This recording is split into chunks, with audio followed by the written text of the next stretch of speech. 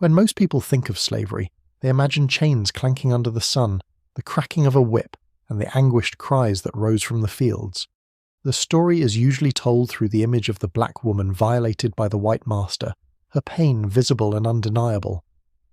But history hides other rooms, quiet ones where power wore a softer face.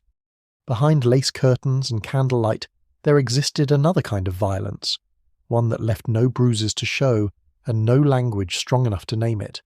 It was the abuse of black men by white women, acts erased from public memory because they violated the myths on which an entire society rested. The South liked to see its white women as angels, pure, delicate, incapable of cruelty. They were placed on pedestals sheltered from labour and sin. Yet those pedestals were built on the backs of enslaved men and women they owned. Within their households, these women commanded cooks, drivers, gardeners, and stable boys.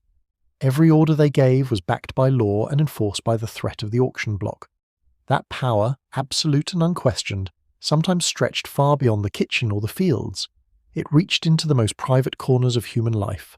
An enslaved man might be summoned late at night, not to fetch water or mend a garment, but to enter a room lit only by a single lamp, where his mistress waited in silence. To refuse meant punishment or death. To obey meant surrendering the last thing slavery had not yet stolen, his body's own will. There was no choice, only survival, and in the morning nothing would be spoken. The woman would return to her parlour, the man to his work, both bound by silence for different reasons, she by shame or fear of scandal, he by terror of the noose. Such stories were rarely written down, but traces of them remain. Court records whisper of improper intimacy, estate papers note sudden punishments, and later testimonies gathered from the aged voices of the formerly enslaved describe moments when obedience turned into violation. One man told interviewers in the 1930s that the lady of his plantation would call him up to the big house, and that afterward he would be different for days. He never used the word rape. Few men of that generation could, but the weight behind his pauses said everything. In a world where a black man could be lynched for looking at a white woman, how could he accuse one of assault? The danger was constant. White women, though denied political rights, could still destroy a man's life with a single word. They understood the rules of their world and how to bend them. A whisper of improper behaviour, a faint suggestion that a man had overstepped, was enough to summon the sheriff. And once the accusation was made, the outcome was almost certain. No testimony, no evidence, only her word against his, and in the eyes of the law his word meant nothing at all. The bodies of black men became the battlefield on which the purity of white womanhood was defended, even when that purity was an illusion crafted to hide cruelty. Take the case of a man we know only as David, living in early 19th century Virginia. He served in a household run by an unmarried daughter of the owner. According to petitions that later surfaced, she pursued him relentlessly. For years she used the protection of her family's name to conceal the relationship. When David tried to pull away, she turned on him. The story that followed was predictable and devastating. She accused him of rape, he was arrested, condemned, and executed. She received a public whipping and returned to her life. The system had confirmed what everyone already understood, that a white woman's word outweighed a black man's existence. For historians, David's story is not unique but representative.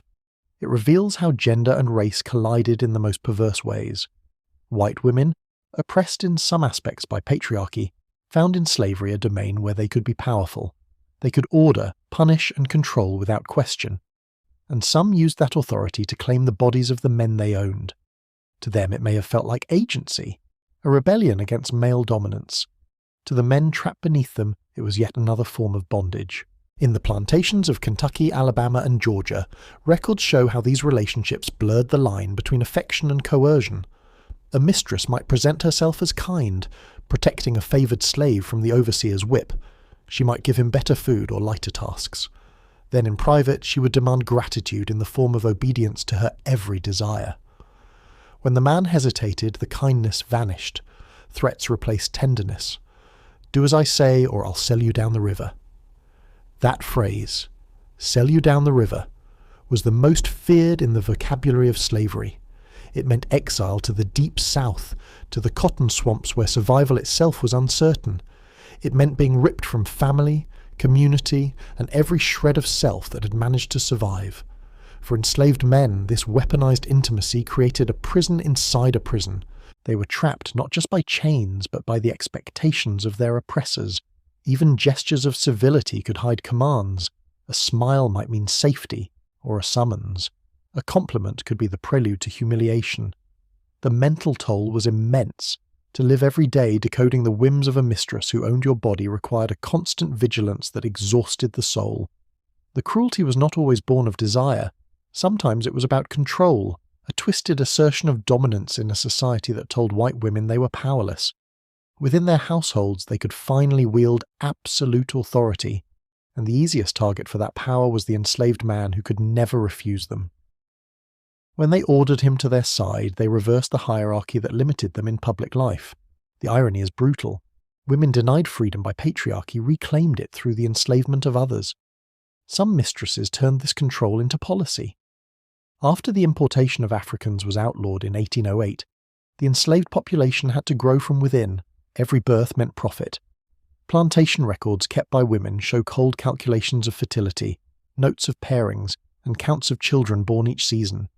The language used was the language of breeding, terms fit for livestock applied to human beings. A strong man was not just a worker, but a stud. His value was measured in offspring. In some households, white women oversaw this reproductive economy personally, deciding which men would lie with which women, when, and how often. Refusal brought punishment for both. The result was a machinery of coerced intimacy, run behind the genteel facade of domestic order. Imagine Luke, a tall, powerful man enslaved on an Alabama plantation in the 1850s. His size made him valuable, his strength made him profitable, and for that he was denied even the dignity of choice. He was ordered to father children with women he barely knew, each encounter supervised, recorded, and counted. The woman who managed the estate, his mistress, saw him not as a man but as a resource to be managed. Over the years he was said to have fathered dozens of children, none of whom he could raise or protect. Each new child meant more wealth for his owners, more grief for him. When he grew old, the record simply notes that he was retired from field duty. The ledger closed. His life, full of untold anguish, was reduced to a line of ink. To call such acts breeding is to speak the language of the oppressors, but it captures the horror precisely. Slavery was not only about labour, it was about reproduction, about turning flesh into capital generation after generation. And white women, far from being passive observers, often directed the process. Their diaries speak casually of pregnancies and births among the people, as if discussing livestock. They recorded which pairings were productive and which were disappointing. The clinical tone hides the moral catastrophe beneath it, the systematic theft of human intimacy, transformed into economic strategy. For the men forced into these roles, the damage was spiritual as well as physical. They were denied the right to love, to choose, to protect their families. Their children were sold, their partners assigned to others, their identities dissolved into profit margins. The trauma did not end with them. It passed silently to generations who never knew why their fathers carried such sadness in their eyes. Oral histories collected a century later speak of grandfathers who rarely spoke, men who stared into the distance as if seeing ghosts. Perhaps they were remembering nights when survival required silence, when saying no was a death sentence. Even after emancipation, the scars of these hidden crimes lingered. The narrative of white innocence remained intact, reinforced by literature, by churches, by the new mythology of the Southern lady. Meanwhile, any black man accused of desiring a white woman faced immediate danger. The irony is unbearable. Those who had been coerced and exploited were now portrayed as predators. Lynch mobs avenged imaginary assaults, while the real ones, those committed by women of privilege, vanished from history books. Silence protected the guilty and imprisoned the survivors. To speak of what had happened was to risk everything. So men kept their stories locked inside, turning their pain into endurance, their shame into resilience. Generations later, historians began to piece together fragments, the lawsuits, the diaries, the coded phrases in old letters, and what emerged was a portrait of a hidden world of domination and fear. It forces us to rethink what power looked like under slavery, to see that oppression wore many faces, including the one society once called innocent. That is the story we begin to tell now, not to shock, but to reveal. to say that freedom was stolen not only through chains and whips, but through whispers in candlelit rooms, through the abuse of power wrapped in silk and perfume. It is a story about men who could not say no, women who could not bear accountability, and a world built on lies so deep that it silenced truth for a century. Yet truth survives, in the margins of documents, in the cautious words of the aged, in the bloodlines that remain. And when we listen closely, we can still hear them, those men whose pain was never written, but whose endurance shaped the generations that followed. Freedom came to the South in 1865, but for many of the men who had lived through slavery's hidden abuses, liberty did not erase the fear that had ruled their lives. The chains had fallen, yet silence still held them.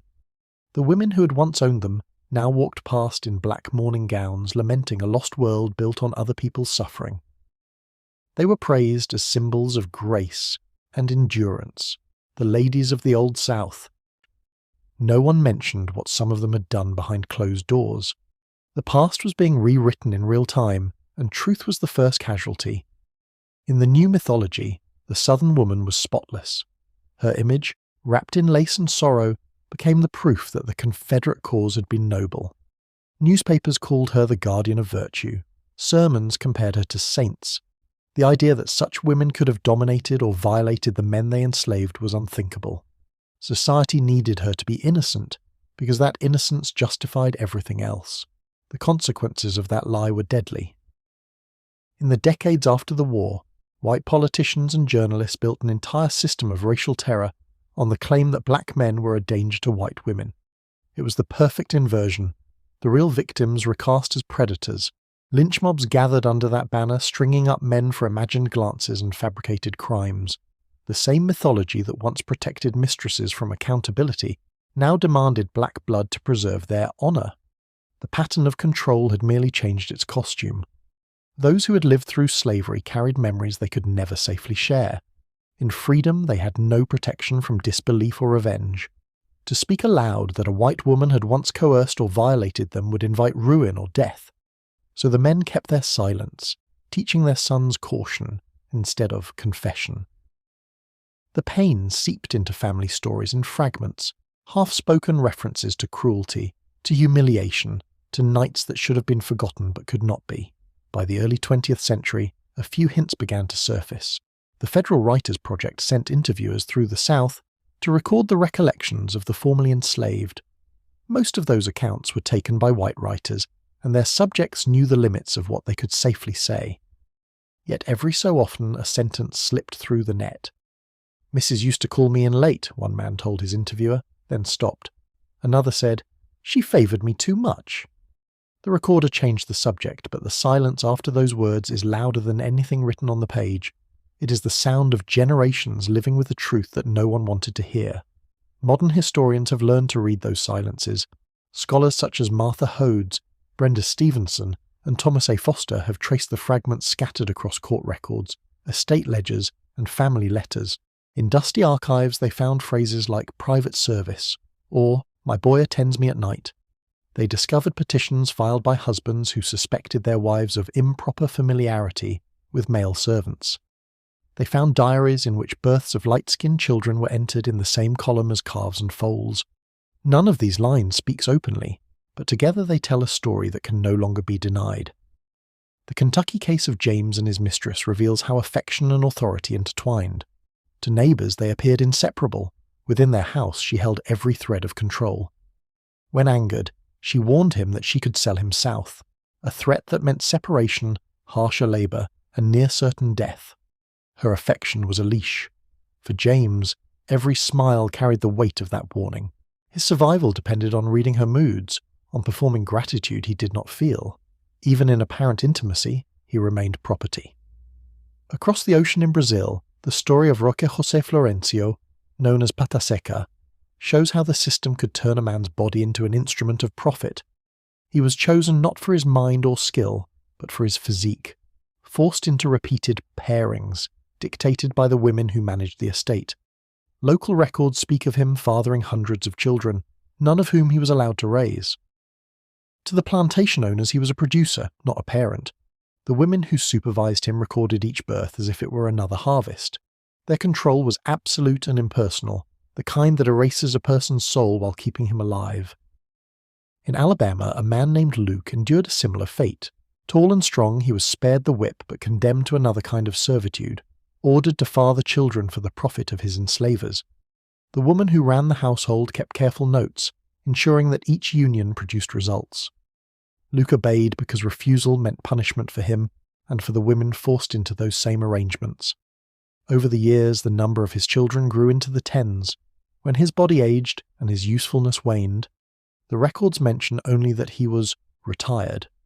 No one wrote of the grief that must have filled his remaining days. Each of these stories reveals how slavery weaponized intimacy itself. It turned the most private act into a transaction of power. The victims were trapped in contradictions, ordered to obey yet blamed for any appearance of desire, commanded to serve yet punished for existing. White women exploited the small arena of authority allowed to them by patriarchy, exercising dominion over those whom society deemed even lower. Their cruelty was not a rumour or an exception. It was a structural part of a world that measured worth in ownership. When emancipation came, that structure did not vanish. It shifted. The myths that had protected white women during slavery now demanded vengeance for imagined threats. Every rumour of impropriety between a black man and a white woman became a spark for mob violence. What had once been private coercion turned into public terror. The same lie, that whiteness made women pure and blackness made men dangerous, survived into the 20th century, fueling thousands of lynchings and legal injustices. It was only in the late 20th century that historians began to speak of enslaved men as victims of sexual violence. Until then, the very idea challenged assumptions about gender and power. People asked, how could a woman violate a man? The answer lay in the structures of domination, in the ownership of the body, in the threats that made refusal impossible, in the laws that denied black men humanity. Scholars like Foster and Hodes reframed the conversation, showing that consent cannot exist under coercion, that silence is not agreement, and that masculinity does not protect against violation. Understanding this history demands empathy, not defensiveness. It does not erase the suffering of enslaved women, it completes the picture. It shows that slavery was a total system of control that consumed everyone it touched. The same society that exploited women's labour in the home allowed them in turn to exploit the men they enslaved. Power flowed downward in every direction. Today, reading their stories is like standing in a room where the air still remembers screams. The furniture gleams, the portraits smile from the walls, and beneath that surface lingers the memory of commands whispered in the night. The violence was polite, hidden under civility, but no less real. It lived in the tremor of a man's hands as he poured a cup of tea, in the quick glance that measured whether kindness was safe to accept. When we tell these stories now, we do so to reclaim humanity from silence. We speak the names of David, James, Luke, and Pataseka, not as footnotes but as witnesses. Their lives expose the hypocrisy of a culture that preached virtue while practicing domination. They remind us that oppression can wear a gentle smile, that cruelty can sound like affection, and that history's deepest wounds are often the ones hidden behind locked doors. The truth does not require graphic words to be unbearable. It lives in the imbalance of power, in the terror of obedience, in the generations who inherited pain they could not explain. To recognize that is to honor those who endured it. Their silence was not consent, it was survival. And now, at last, survival gives way to remembrance.